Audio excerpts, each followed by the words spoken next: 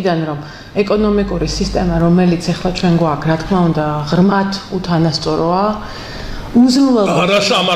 არასამართლიანია, უთანასწოროა, სხვათა შორის შესაბამისი გაეროს კვლევებშიც უთანასწორობა ღრმავდება საქართველოში და ამაზე მეტყველებს ორი ციფრი, მხოლოდ ორი ციფრს გეტყვით. რეკორდული მაჩვენებლებია საქართველოში პორშეების გაყიდვის. იყიდებოდა დაახლოებით 100 პორშე წელიწადში და ახლა იყიდება 1000 პორშე წელიწადში. მარტო პორშე.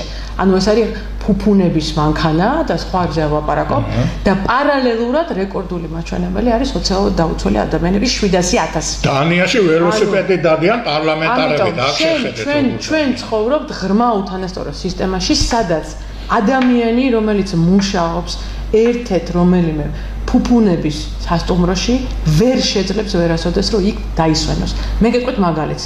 4 ქვეყანაში ვარ ნაცხოვრები მსოფლიოში და ჩვეულებრივ ცხოვრებას გეტყვით მაგალითად ამერიკაში, მაგალითად კანადაში. ტაქსის მძღოლი მიდის უზრუნველყოფილ შვებულებაში, კანადის ცხოვრებას გეტყვით. შვებულებაში მას აქვს სახლი, აქვს ზაფხული სახლი და აქვს იახტა. ეს არის ხო გაგიკვირდათ. აი ტაქსის მძღოლის ცხოვრება, ბავშვი, რომელიც მიმტანად მუშაობს ამერიკაში ერთ ზაფხულს, შეიძლება მეორე ზაფხულს მისი იყოს ის კაფე. იმიტომ რომ სისტემა ამერიკული კიდევ უთანასწორია ვიდრე ევროპული, მაგრამ სისტემა მაინც უზრუნველყოფს, რომ ქვედა და საშუალო ფენიდან ადამიანი ავიდეს ზევით. საქართველოში ეს არის ჩაკეტი.